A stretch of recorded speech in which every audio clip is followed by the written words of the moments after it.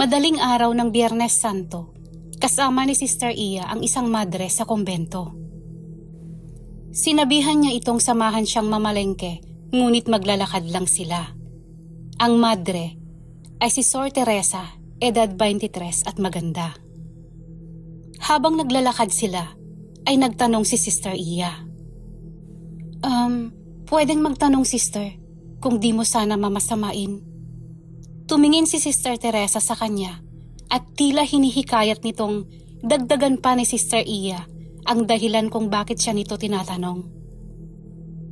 May narinig kasi akong balita sa kumbento na napilitan kang pumasok bilang madre at sumang-ayon ka lang na maging madre dahil ayaw ng pamilya mo sa lalaking iyong sinisinta. Tama ba ako?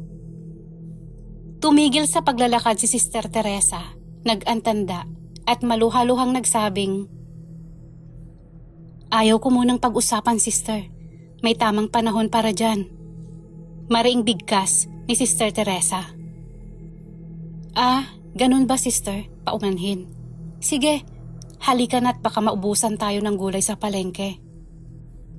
Ngumiti siya at hinawakan ng kamay ni Sister Teresa. May pinaplano siyang hindi maganda sa bagong lingkod ng simbahan. Isang ngiti ang sumilay sa kanyang mga labi. Habang namimili ng isda sina Sister Iya at Sister Teresa, ay kapansin-pansin ng isang lalaking nakatingin sa kinaroroonan ng dalawang madre. Lihim na inilabas ang isang bote na maliit. Nanlaki ang mga mata nito dahil kumukulo ang langis na nasa loob ng bote. Napaantanda siya at tumingin sa kinaroroonan ng mga alagad ng simbahan. Mahabaging Diyos! Nagmamadaling umalis ang lalaki. Pagkarating nito sa kanyang kubo, ay agad na inilabas ang bote na ngayon ay kalmado na. Kumukulo ang langis nito tuwing napapalapit sa isang aswang o alagad ng dilim. Nagsindi ng kandila si Kalupo at inilabas ang sagradong medalyon ng San Benito. Pinunasan saglit ang kamay ng santo at isinabit ito. At nagsimula na siyang magdasal para sa pakain. Kung tutuusin, simpleng medalyon lang naman. Kahit sino ay pwedeng magkaroon nito. Ang pagkakaiba lang ay ang karga nitong orasyon. Pinapakain ng dasal ang medalyon tuwing alas 3 ng hapon at alas 6 ng Martes at Biyernes ng gabi. Mas malakas pa kung gawin tuwing mahal na araw. Masama ang kutob ko sa kasama ni Sister Iya. Nasa panganib ito, nasabi ni Kalupo sa sarili. Binuksan niya ang maliit na kahon na itinatago niya ng matagal na panahon. Napapikit siya dahil alam niyang sagrado ito at hindi basta-basta. Inilabas doon ng isang matalim na punyal. Nagulat si Kalupo noong hawakan niya ang punyal dahil biglang may mga markang gumuhit dito na kakaiba sa ating alpabeto. Mga titik na pinagsanib mula sa mga ninuno nating mga Pagano at Kastila. Mga simbolo na inukit gamit ang apoy. Samantala, sa loob ng simbahan ay nag-uusap ang kura paroko na pansamantalang pumalit sa dating kura. Si Padre Ilustre na ngayon ay mahaba na ang balbas at may puting buhok. Maayos ang pagkakagupit at malinis namang tingnan. Habang nag-uusap sila, ay biglang nagbago ang kulay ng mata ni Padre Ilustre. Naging pula ito. Biglang natulala ang kura na kausap at iniwang mag-isa na tila ba may puwersang pumigil dito upang hindi gumalaw. Kinagabihan, palihim na nagpatawag ng misa ang kura sa mga lideres ng simbahan at sinabing aalis siya pansamantala at ang papalit sa kanya ay si Padre Antonio Castro. Ito ang ginamit niyang pangalan dahil ang pangalan niyang Anton Ilustre ay kilala na sa bayan. Ang parokya na hahawakan niya ay binubuo ng 5 barangay. Mas mainam ito dahil hindi siya paghihinalaan ng masama. Magtatatlong buwan na nakura si Padre Ilustre.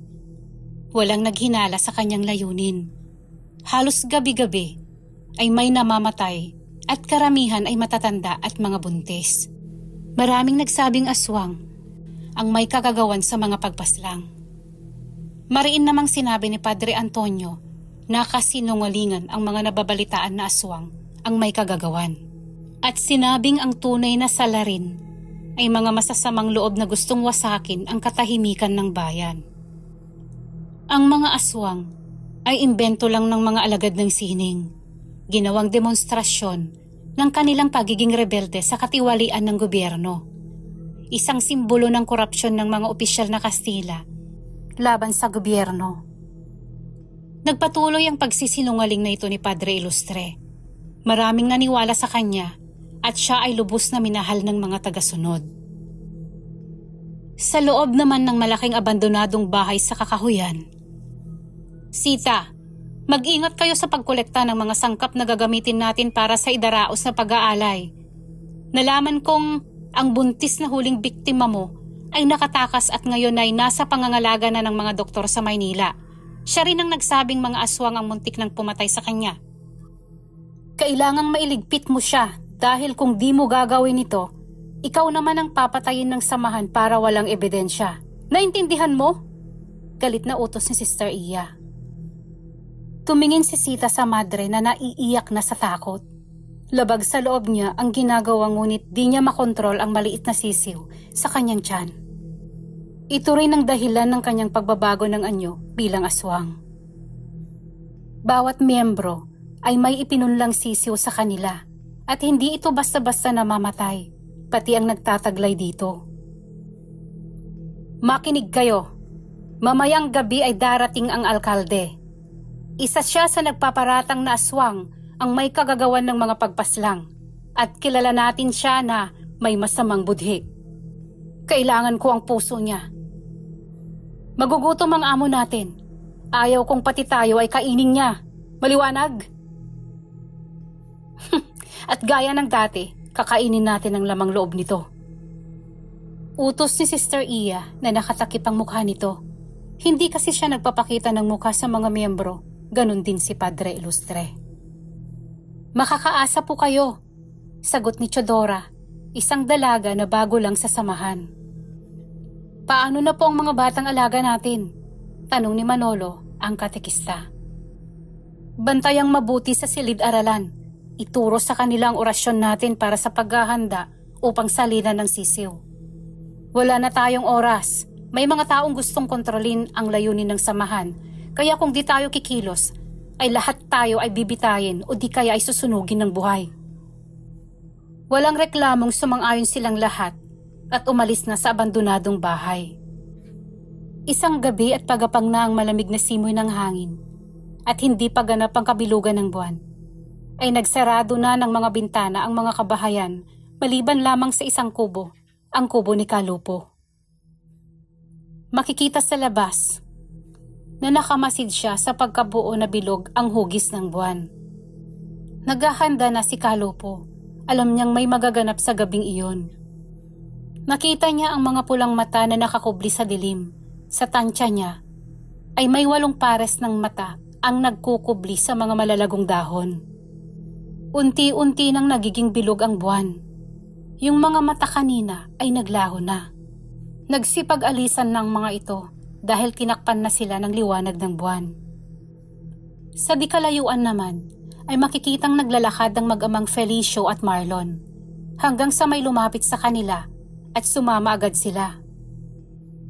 Bumalik ang mag-ama sa bahay ng alkalde. Si Felicio ay katiwala ng alkalde. Binuksan ng lalaki ang gate at pumasok ang mga kabataan na nasa anyong aswang. Hindi sila makapasok dahil may inilagay na pangontra ang alkalde. Tinanggal ni Felicio ang lahat ng pangontra at pinapasok sila kasama si Sister Iya na nakasunod pala sa kanila. Feliciano, umuwi na kayo ng anak mo. Walang dapat makaalam sa nangyari sa gabing ito. Sabi ni Sister Iya habang nakahawak sa balikat ng anak ni Feliciano na may pagbabanta. Oo, sister. Makakaasa po kayo. Hindi ko ipagsasabi ang nangyari sa gabing ito. Takot na tugon ni Feliciano. Pinasok ng 3 kababaihan kasama si Sister Iya sa loob ng kwarto ng alkalde. Nakahubad na nakadapa ang alkalde at sa sofa naman ay may 2 siyang kasamang babae na magaganda na halos wala ng takip sa katawan. Halatang katatapos lang ang isang gabi ng pagkakasala. Nakasuot lang si Sister Iya ng manipis na panloob, tinanggal ang nakatakip ditong makapal na damit at ginising ang alkalde. Kinalabit ni Sister Iya ang alkalde. Pinaglakbay nito ang kanyang daliri sa ibabaw ng ilong ng alkalde. Hinipa ng tainga sa kabumulong. Alkalde, gumising ka na. May mga bisita ka dito sa loob. Kabilang ako. Nagmulat ng mata ang alkalde at nang makita ang nasa harap ng kanyang mga mata, ay parang nakakita ng Diyosa. Anong kailangan mo? Sino ka? Tanong na natataranta ang alkalde. Shhh! Huwag ka nang madaming tanong pa, senyor. Shhh! Aba, sino kayo? Paano kayo nakapasok? Nagpalit ng anyo ang mga aswang na nasa labas at loob. Sinakal ni Sister Iya ang alkalde, saka itinaas. Nagpupumiglas ito habang umiiyak naman ang 2 babae sa takot. Walang itinirang buhay sa 3. Lahat ay dinukot ang mga lamang loob at iniwan ng mga katawang puno ng mga dugo. Pagkalipas ng mga 30 minutos, ay maririnig na ang malakas na alulong ng mga aso sa paligid. At sa loob naman ng lihim na silid ng mansyon sa kakahuyan, dinala ang mga lamang loob ng mga pinaslang. Inilagay lahat sa ibabaw ng mesa at dinalhan na lang nila ng pagkain si Padre Antonio na nagwawala na sa mga oras na yon. Pagkatapos kumain, ay nagbalik na ang pari sa dating itsura. Napakagwapo ni Padre Anton Ilustre. Parang pinaghalong Meksikano at Kastila. Nangingibabaw nga lang ang dugong Pinoy kaya kayo manggi. Pinagfiestahan naman ni Nasita ang mga lamang loob. Pagkalipas ng 5 araw, ay may mga natagpo ang bangkay na wala ng mga lamang loob ang nakita sa magkakaibang lugar. Mas lumala pa ang sitwasyon dahil kahit mga sugo na ng Diyos ay binibiktima. Anton, sa tingin mo sapat ng lakas natin para maging kaisa ang buong bayan? Wala na ang alkalde at hepe ng pulisya. Hindi na rin makakapagreklamo ang mga ibang miyembro na di sila makakakain ng tao dahil wala na ang nagbabantay sa sementeryo. Hindi na tayo magugutom. Malaya na tayong makakagala sa gabi. Ano ang masasabi mo? Wala na akong pakialam sa mga tao. Di gaya ng dati, iniiwasan kong pumatay dahil ang gusto ko lang, imulat sila sa maling gawain ng simbahan. Ngunit mas masahol pa sila dahil sila pa mismo ang gumagawa ng kasinungalingan.